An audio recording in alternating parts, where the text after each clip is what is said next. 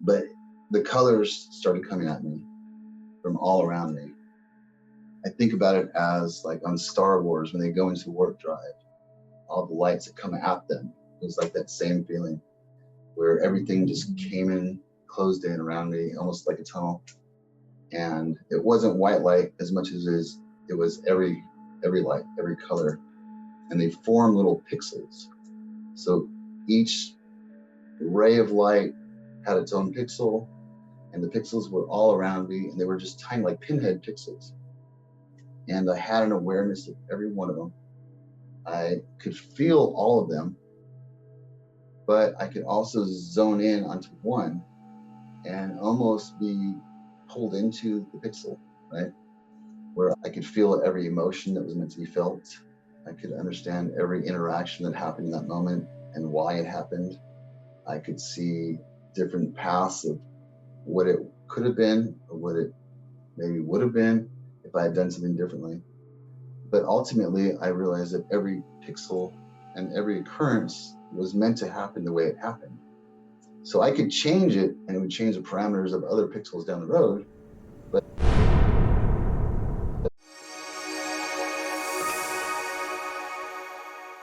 my guest today is Jeremiah Pospisil, who had not one, not two, but 3 near-death experiences, and we're going to talk about them today. So thank you so much. It is very, very, very unusual that I get an opportunity to interview somebody in person. So as you know, I'm mostly doing these interviews on Zoom. So thank you so much for being here, and I'm super excited to let you tell your story. So why don't we start with the first NDE that you had? The first one I had, I mean, I've had a few of them, but the first one I think would have been my car accident. I had a motorcycle accident, an infection, and then my first car accident, which was a rollover accident. I'd been working 90 to 100-hour weeks that week. I was really tired driving to work at 4 o'clock in the morning and falling asleep at the wheel and hitting a concrete light pole, doing about 60 miles an hour. Rolled my car 8 times, hit my head, and I went into a black space, not nearly as prevalent as the one I went in with the motorcycle wreck. Had colors coming at me, but it was a really crazy experience going into a darkness, going into a blank space, and kind of being outside of my body. I wasn't aware of the car rolling at all. I wasn't aware of the screeching or the sparks that were flying up. But I went into this dark space. I hit my head at one point, ended up having glass stuck in my face and everything. And I remember just being in this black space where nothing was affecting me, nothing was bothering me. I was light, and I was just free. And then I woke up upside down in my truck and bleeding from the face. But other than that, no injuries. And the car completely totaled my vehicle. So the crash completely totaled my vehicle.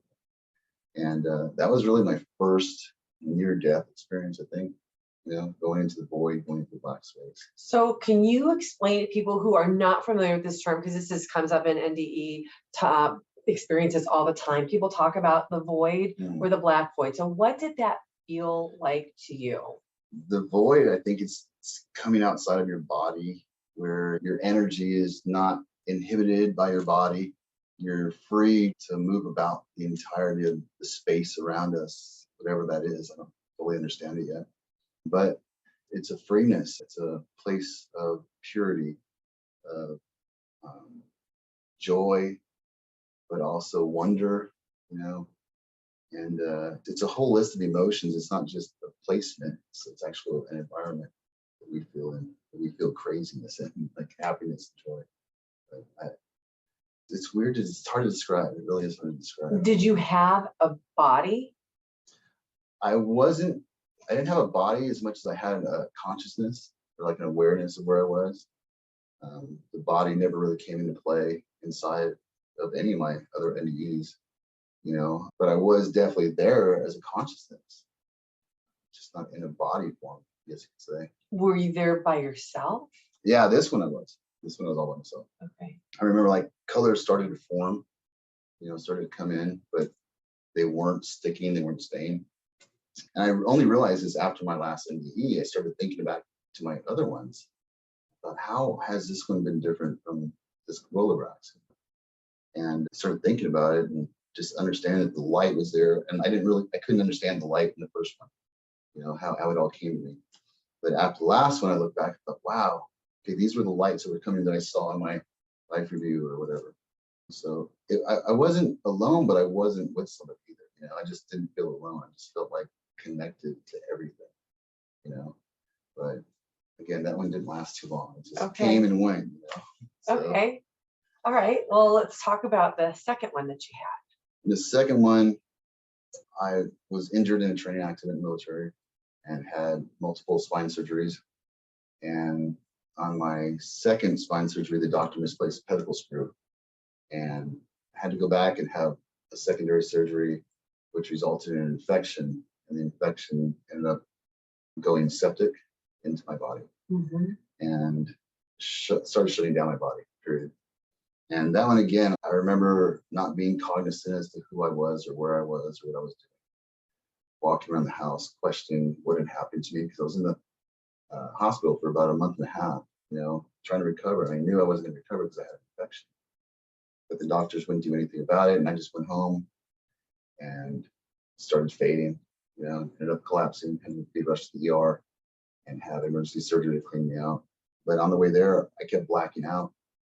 And I remember going back into the black space again, going into the void. And I didn't really feel as much as I did the first accident. It was just more of me being in that void, being sucked into it. And I didn't get as many colors. I didn't get any colors, actually. But it was definitely another experience of me being right on the edge of death and feeling something pulling at me, something tugging at my soul, I guess you'd say, my body, my spiritual body. So how did that place feel different than the first void that you were in? It was like I was deeper inside of that one. I wasn't as shallow where the car accident, the rollover accident, I was more felt penetrated into the darkness further, right? Even though there's no space, I guess you'd say, but I was just more encompassed by it. The second one, I felt it, but I was just there, like on the outside of it. I wasn't fully involved inside of the space. And it's hard to understand. It sounds crazy when I try to talk about it, but did you see lights or a tunnel like some other people have experienced? Not in this one. Not in this one. It wasn't until my last one. The last one really put me down the tunnel. Okay. It really sent me down. Yeah. So how far apart was this first one from the second one? I want to say about 10 years. About 10 years. And did they in my change? 26, 25, 26. What was the part that you felt in your second one? Second one was, again, just being disconnected from my body. Okay. Being outside of the physical realm of my body, the energy of my body. I was away from it in a certain way where I didn't feel the pain. I didn't feel anxiety. I didn't feel stress. It was just freedom from the inside of it. But you still felt like you? I knew me, yeah. I felt like I knew who I was. My consciousness was aware of itself still. Okay. I was still able to contemplate that I was in this space, that I was not me. That's the theme for all three of them. And sometimes when people have these near-death experiences, afterwards they wind up having different abilities that they didn't have before. Did that start to happen to you after either of them? Not those First two? Okay, so we're gonna have to wait for the big ones. So this one was a motorcycle accident with no helmet on, crashed, and I broke 8 ribs in 3 different places. I broke my wrists. I hit my head very hard. And in that accident, when I hit my head, I immediately knew this is how I die. This is what happens to me, right? And I hit it, and everything goes black. And in this blackness, I think, okay, this is how I die. This is definitely how I die. And I'm just in the void again, right? Thinking, okay, I've been here before. I kind of understand what this is. But the colors started coming at me from all around me. I think about it as like on Star Wars, when they go into warp drive, all the lights that come at them. It was like that same feeling where everything just came in, closed in around me, almost like a tunnel. And it wasn't white light as much as it was every light, every color. And they form little pixels. So each ray of light had its own pixel. and the pixels were all around me, and they were just tiny, like pinhead pixels. And I had an awareness of every one of them. I could feel all of them, but I could also zone in onto one and almost be pulled into the pixel, right? Where I could feel every emotion that was meant to be felt. I could understand every interaction that happened in that moment and why it happened. I could see different paths of what it could have been or what it maybe would have been if I had done something differently. But ultimately, I realized that every pixel and every occurrence was meant to happen the way it happened, right? So I could change it, and it would change the parameters of other pixels down the road. But in this moment, this is the way it was supposed to go, you know? And I've been to multiple people my whole life, right? But this last experience has changed me profoundly to where I'm just a shell of who I was. And, you know, going through this experience and seeing how my life has affected other people and how other people's life has affected me. You mean through the review? Through the review, yeah, through the review. It really changed my perception of who I am now. But going through these pixels, I would like not just see what was going on, you know, but I would have this energy about the truth, the entire interaction. I could feel their emotions as well as mine. And the colors were unlike anything I've ever seen before in my life. They were blues and purples that were brighter and more vibrant and vivid. Everything just had so much more depth. You know, I could feel the colors, the emotions behind the colors. And I don't know how that could have happened, but I did, you know? So I tell people that I know what colors feel like. And it's just different frequencies resonating differently, right? Inside of our souls or inside of our energy. So I would get to go from one pixel to another. I get to look around. And as I'm looking around, I realize that there's like a being behind me. And I don't know what the being was. It was bigger than what I was, whatever shape I was taking. And it was dark. And it was just following me or pushing me through this tunnel. And it wasn't really forcefully doing it. It was just like it was there with me, right? And as I'm going through, it was just there to show me what was going on with my life and be like understanding it, you know. And I got to the end of my life review, and there were blank spaces where there were stories before. And the entity or being behind me, I was looking around these the end of the tunnel, the pixels at the end of the tunnel. It tells me to become the purpose. And that profoundly changed my life. It profoundly changed how I look at myself. And I questioned myself, like, what is my purpose? What has been my purpose? You know, what am I supposed to be? Who am I? I didn't know who I was. And that stuck with me. And as I'm looking at these blank spaces, I realized that there's more to my story, and that becoming the purpose is going to add to the story. And after I heard that or felt it, I was just injected with a whole bunch of light and a whole bunch of information. Yes. And it was, I don't know how to explain this either, but it was just a burst of energy within my spirit. And I started to realize things like almost immediately, but I couldn't decipher what was coming to me. Couldn't decipher the meaning behind it, the gravity of it. And I came back into my body shaken, like from that whole experience, not from the injury, not from the motorcycle wreck, not from the pain I had, but from what I just saw, because that wasn't normal. That was my first time experiencing the entire spectrum of the experience. And I had been taking painkillers for a number of years before then. And after I healed up, you know, while I'm healing up, I'm telling myself, you've got to change your life. Like something has changed now. I can't think the way I was thinking before. Nothing made sense. And I had to start exploring who I was and what I was doing here. So I told myself that I'm done taking prescription medication, and I quit taking them as soon as my bones healed up, and went on this path of meditation and seeking to understand the experience, you know. Wow. Yeah. So can we go back to the place where you were seeing the pixels? Mhm. So you said that you experienced your own emotions, but you also experienced the emotions of other people. Do you remember some of the scenes that you were shown? Yeah. Do you mind sharing a few No. of the ones that really impacted you the most? So there were scenes of me on the beach with my family, for instance, and the connectedness that I had with them. And I still have to this day.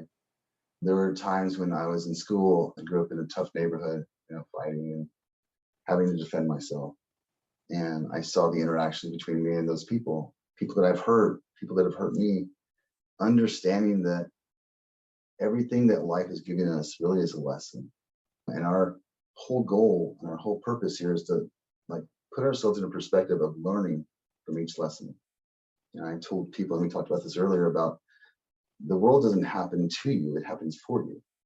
And when I realized that everything in my life review was happening for me to learn or evolve or become what I'm meant to be, it changed everything for me. But it was really just a lot of little things, like me saying hi to somebody at a grocery store. One time I saw it, and it was when I was a kid. How would I remember this one small fragment? But I felt the goodness that it gave that person and how much it changed their life in that day, in a sense, which is, I haven't thought about that experience since it happened, really. So it's just weird that some of these things that I looked at really just resonated with the truth, And I think what they were just doing was sharing the truth in every interaction with the men. So you also said that you could watch one of these pixel stories and you could see how it had gone and that it had happened the way it was supposed to. But you also said that you could explore other options that you could have and maybe didn't take. Yeah. And how did that work? How did that play out? Can you give an example of something that you saw with that? So for instance, me, being angry with somebody, I could see how, this is going to sound really weird, right? But I could see how, had I not spoke to them in a certain way, right, in a negative way, their negativity had changed them in some form or fashion, right? And I don't know if this is true, but it gave me every available option pretty much. So me thinking about the negativity of my life or in that one moment, what I saw was negative, looking back on it, really, it changed that person's life in a certain way. It gave them a new understanding of something. We try to control everything about our universe, everything that's coming into us. And I know I dealt with anxiety and depression for a number of years. And so I had to realize that I was not in control of anything other than my understanding of who I am and how I project myself through my spirit and through my emotions. So it really gave me an opportunity to see that my emotions can be completely at balance and at ease and still have an effective nature upon people, where I don't have to be negative. I don't have to be yelling at people to change something, although that will help them deviate or will either diminish them or help encourage them in some form of fashion. I don't have to live in that emotional state of being, because the most balance that I feel is when I'm projecting love or projecting balance or peace. So I mean, it showed me a lot about just becoming who I am, every day and every cycle and every interaction with people is being true to my spirit, and my spirit is love. Did you see anything in one of your life review pixels that really surprised you? Yeah, I mean, I think it was overall the understanding that I'm good. But you didn't think that before. No, I questioned myself, all the time. I think we all do in some form of I fashion. think we all do. We all man, I was really a jerk, 2 months ago to this person. I hate myself for that or whatever. But in reality, those moments last for a brief instant of time. And we have the ability to take that information and change it and transform it into knowledge and wisdom and put it into practice in our lives. So really, you're not a bad person, right? You're just making bad choices, right?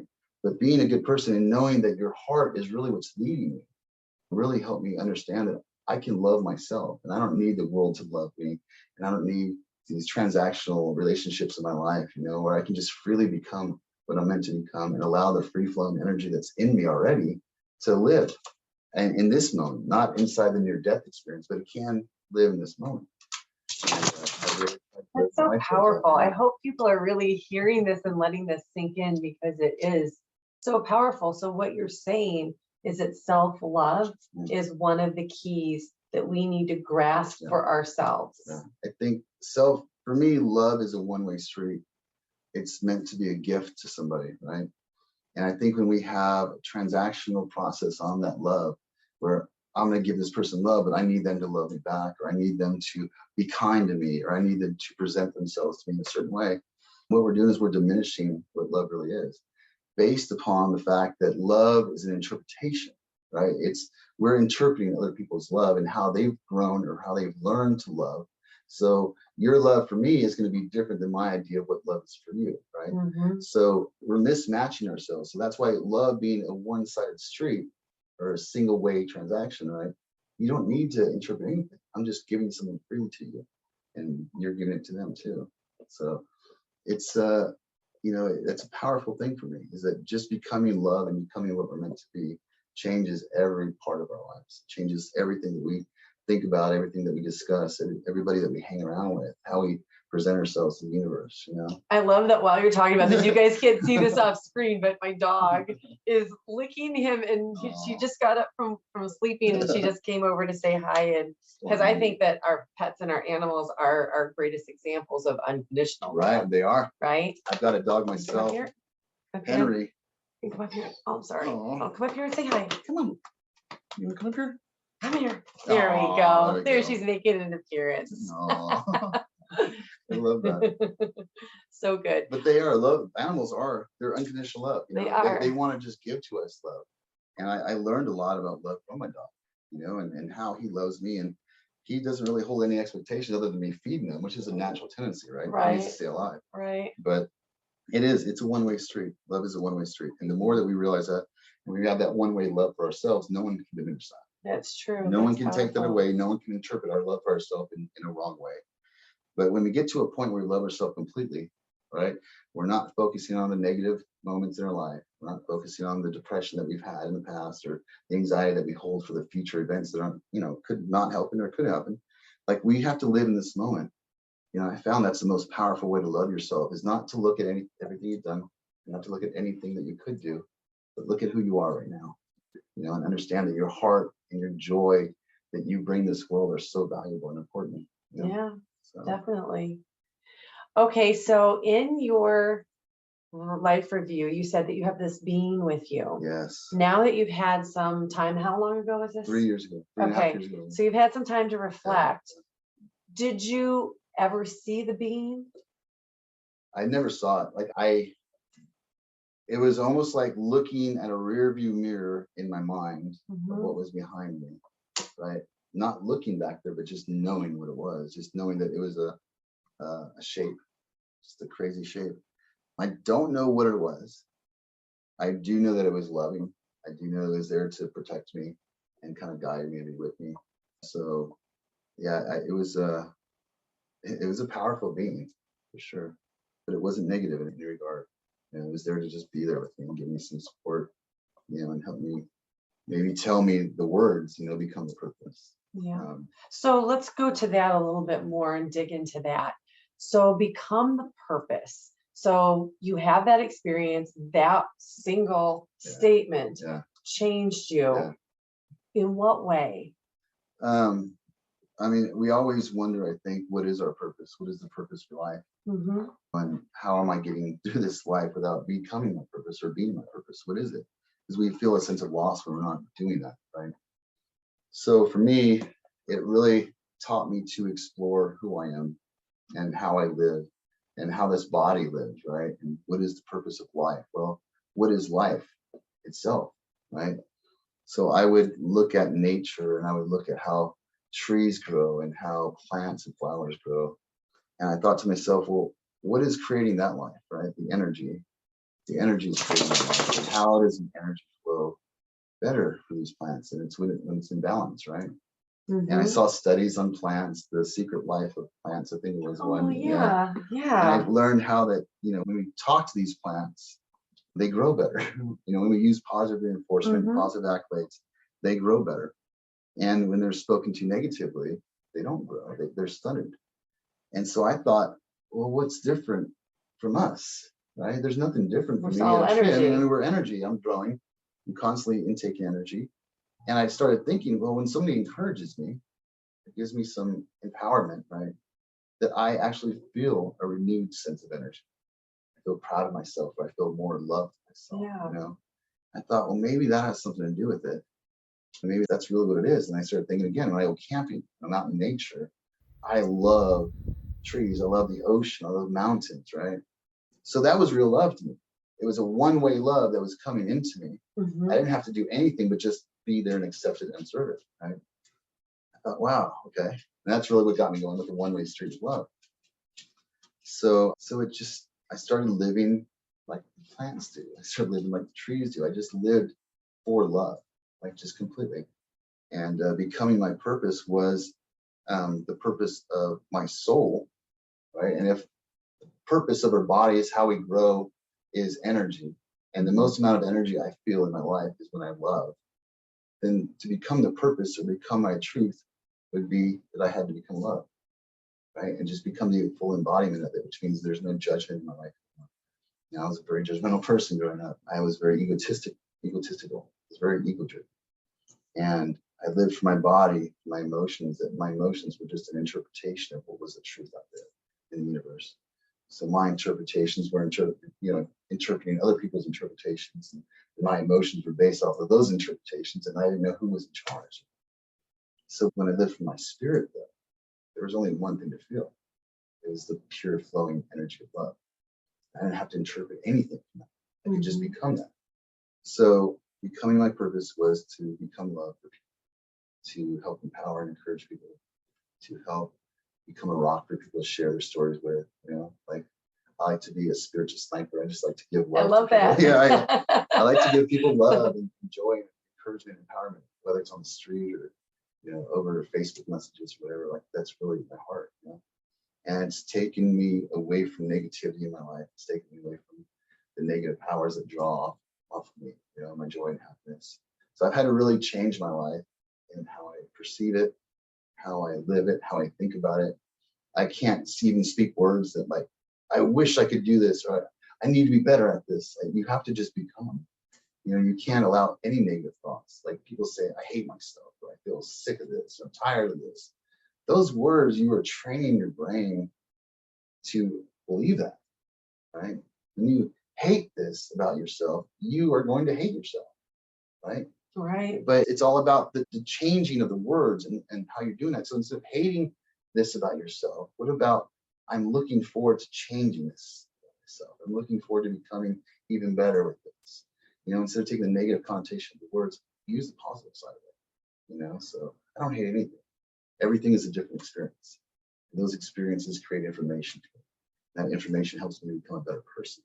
So every experience for me is a beautiful opportunity to learn. We talked about this a little bit before, and this is something I've talked about on a lot of my videos, but I'm going to ask you this question. Do you watch the news and politics and all the things that are going on? No, I can't. It drives me crazy. I used to serve in the military, people want you to vote and protected our voting rights or whatever. But there's just the energy that I would use upon taking that in the news cycles or speaking about to other people. And people are very passionate about this, right? So you can take a position and there's not gonna be everyone's gonna believe you or want to stand on your side. And then you're fighting with each other. And for me, and this is gonna sound weird, but politics are inherently meant to divide us. And I believe that going or seeing the other side, seeing the process of oneness that we all know is happening now, right? Seeing how the spirit's connected to another spirit, realizing that you are not this body, I'm not this body, I'm a spirit, we're connected. Why would I waste my time dealing with things that separate us?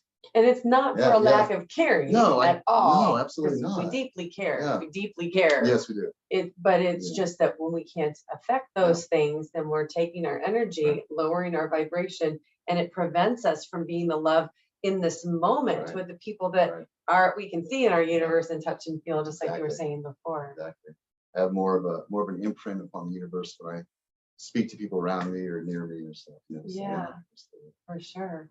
So I asked you this question about your other NDEs, and you said that this one made you different. So a lot of times when people have an NDE, they come back and they have some type of a different connection that they didn't have before.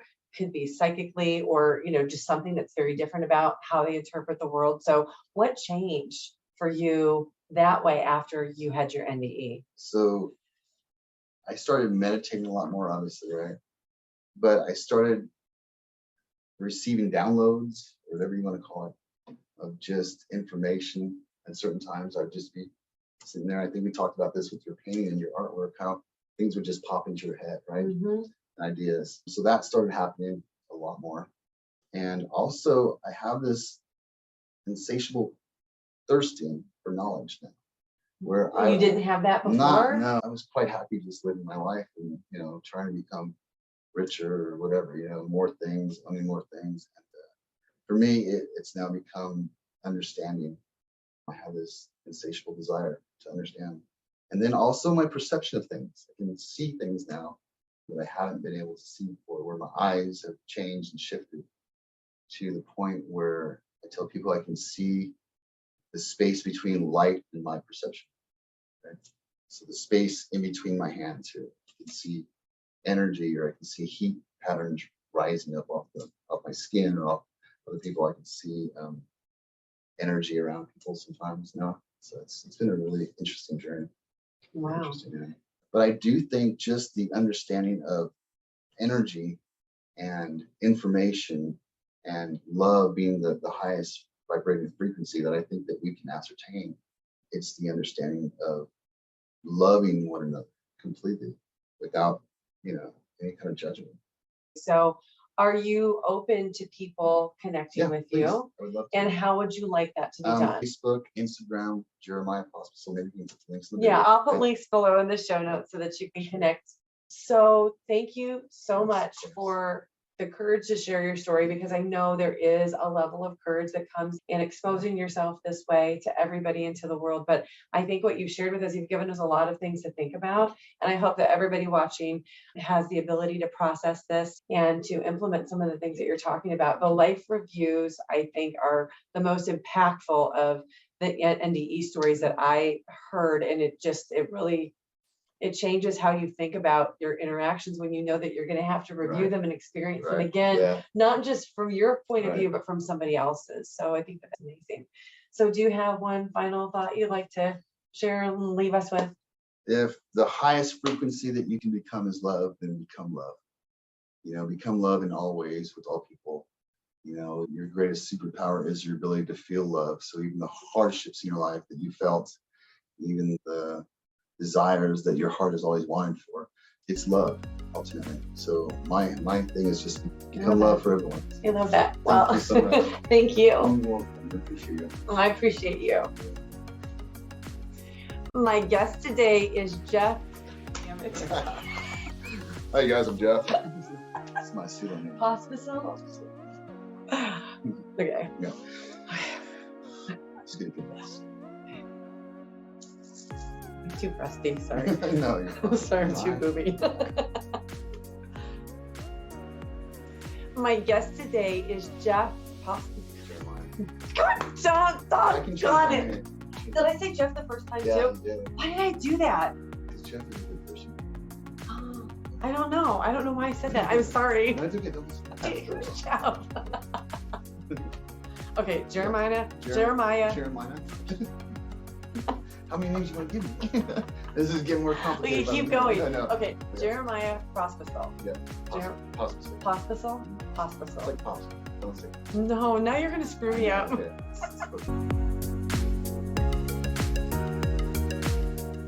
Next up, check out this playlist of other NDE interviews. Please like and subscribe. It really helps this channel to grow so I can bring you more content. Thank you for watching. I'm so glad you're here.